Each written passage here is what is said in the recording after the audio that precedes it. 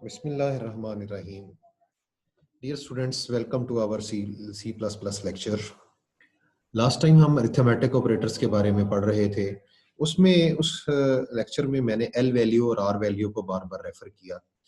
Actually ये सी language में आपने पहले से एल वैल्यू और आर वैल्यू के बारे में पढ़ रखा है। मैं एक बार आपकी सहूलत के लिए इसको रिवाइज करवा देता हूँ। एल वैल्यू बेसिकली हमारे पास सी लैंग्वेज में एक ऐसा ऑपरेंड होता है जो कि असाइनमेंट ऑपरेटर की लेफ्ट हैंड साइड पे लिखा जाता है। और ये रूल है सी और सी प्लस प्लस में कि जो लेफ्ट हैंड साइड पे आप ऑपरेंड लिखते हैं असाइनमेंट ऑपरेटर की लेफ्ट हैंड साइड पे जो भी ऑपरेंड लिखते हैं वो हमेशा अकेला होता है, सिंगल वैल्यू होती है।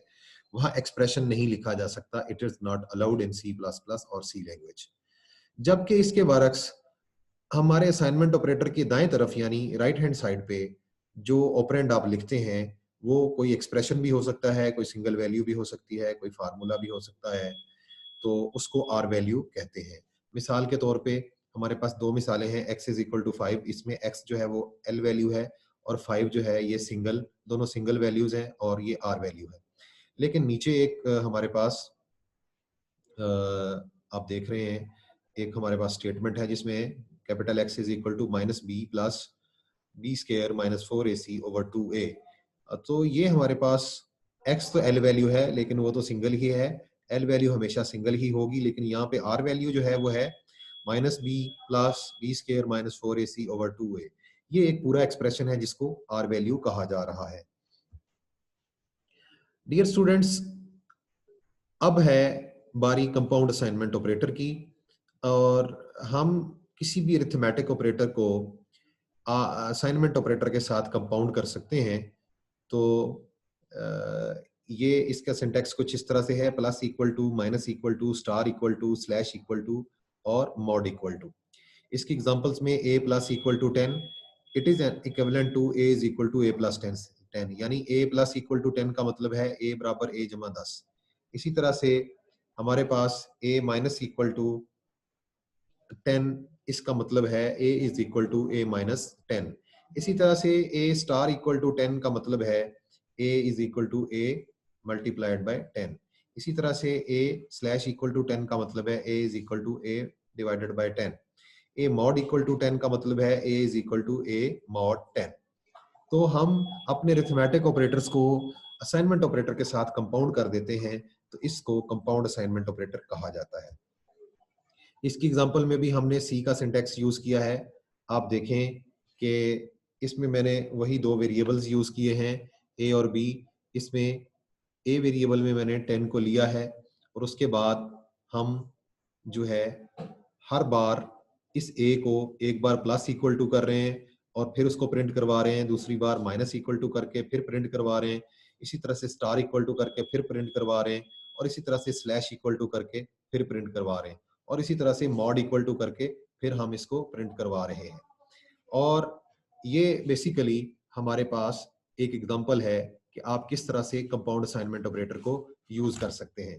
डियर स्टूडेंट्स, आपके होमवर्क में ये काम शामिल है कि आप इस जो आपको असाइनमेंट ये सामने नजर आ रही है असाइनमेंट ऑपरेटर्स की एग्जांपल, इसको आप C++ के सिंटैक्स में कन्वर्ट करें और इसको कंपाइल करें और फिर रन करके इसके जो रिजल्ट्स हैं उनको वेरीफाई करें। If any student have any problem regarding the running of this program, तो वो मुझे सेपरेट इनबॉक्स में जो है वो मैसेज कर सकता है। इसके बाद वही इंक्रीमेंट और डिक्रीमेंट ऑपरेटर्स हैं जो आपने सी लैंग्वेज में पढ़े हैं। बेसिकली जब आप किसी वैल्यू को उसके अंदर एक जमा करना चाहते हैं तो इंक्रीमेंट ऑपरेटर यूज होता है, और इसी तरह से अगर आप किसी कीमत में से एक को माइनस करना चाहते हैं तो डिक्रीमेंट ऑपरेटर यूज होता है। ये डियर स्टूडेंट्स दोनों ऑपरेटर्स दो तरह से इस्तेमाल होते हैं। एक पोस्ट फिक्स फॉर्म है इनकी और एक प्री फिक्स फॉर्म है। पोस्ट फिक्स फॉर्म में ये ऑपरेंड के बाद आते हैं, जबकि प्रीफिक्स फॉर्म में ये ऑपरेंड से पहले आते हैं। मिसाल ले लें आप इसकी, हमारे पास एक वेरिएबल है जिसकी डाटा टाइप इंटीजर है और इसका नाम है b इज इक्वल टू 40। हम इसमें 40 की कीमत असाइन कर रहे हैं। अब b प्लस प्लस का मतलब है 40 जमा 1 41 हो जाएगा, इसमें b में 1 का इजाफा हो जाएगा। इसी तरह से b माइनस माइनस का मतलब है 40 में से 1 माइनस हो जाएगा और इसकी कीमत 39 यानी 39 रह जाएगी। जबकि इसकी जो प्रीफिक्स फॉर्म है हमारे पास प्लस प्लस बी और माइनस माइनस बी, ये बड़ी स्पेशल फॉर्म है। इसमें इसका पोस्ट फिक्स फॉर्म से क्या डिफरेंस है? पोस्ट फिक्स फॉर्म का और प्रीफिक्स फॉर्म का आपस में फर्क यही है कि अगर आपका वेरिएबल किसी एक्सप्रेशन में इस्तेमाल हो चुका है और आप उसको प्रीफिक्स फॉर्म से इंक्रीमेंट कर रहे हैं, तो एक्सप्रेशन के एवेलुएट होने से पहले वो पहले इंक्रीमेंट किया जाएगा, फिर एक्सप्रेशन को एवेलुएट किया जाएगा। लेकिन अगर आप पोस्ट फिक्स फॉर्म में उसको लिखेंगे तो फिर क्या होगा कि पहले आपका एक्सप्रेशन एवेलुएट किया जाएगा और उसके बाद वो वेरिएबल को इंक्रीमेंट किया जाएगा। यही मेजर डिफरेंस है। दोबारा सुन लें, मैं इसको सादा लफ्जों में, देसी अल्फाज में इस तरह से बयान कर देता हूं आपके लिए कि अगर आपका वेरिएबल किसी मुसावात में या एक्सप्रेशन में इस्तेमाल हुआ है और आप उसको इंक्रीमेंट करना चाहते हैं या डिक्रीमेंट करना चाहते हैं, तो अगर आप प्लस प्लस पहले लगा देंगे तो वो मुसावात की कैलकुलेशन से पहले उसको इंक्रीमेंट कर दिया जाएगा। लेकिन अगर आप प्लस प्लस को बाद में लगाएंगे तो फिर उस मुसावात या एक्सप्रेशन की जो वैल्यूएशन है उसको पहले किया जाएगा और इंक्रीमेंट बाद में किया जाएगा। सो ये प्रीफिक्स और पोस्टफिक्स फॉर्म में डिफरेंस है। अब हमारे पास आते हैं जी relational operators. What are the relational operators? Dear students, आपने मैथमेटिक्स की क्लासों में दो जो कीमतें हैं उनका मवाजना करने के लिए ये ऑपरेटर्स पहले से इस्तेमाल किए हैं। आप दो नातक अदाद को या दो सही अदाद को या हकीकी अदाद को आपस में कंपेयर करने के लिए ये अलामतें इस्तेमाल करते हैं। जैसे ग्रेटर देन की अलामत है तो ये ग्रेटर देन ऑपरेटर कहलाता है सी या सी प्लस प्लस में। ग्रेटर देन ऑपरेटर जो है ये अगर लेफ्ट हैंड साइड का ऑपरेंड जो है वो राइट हैंड साइड से बड़ा होगा तो ये ट्रू रिटर्न करेगा, अदरवाइज ये फॉल्स रिटर्न करेगा। इसी तरह से ग्रेटर देन और इक्वल टू जो ऑपरेटर है ये क्या करेगा कि अगर इसकी लेफ्ट हैंड साइड पे जो ऑपरेंड है वो दाएं वाली ऑपरेंड से बड़ा है या उसके बराबर है तो ये ट्रू रिटर्न करेगा, अदरवाइज ये फॉल्स रिटर्न करेगा।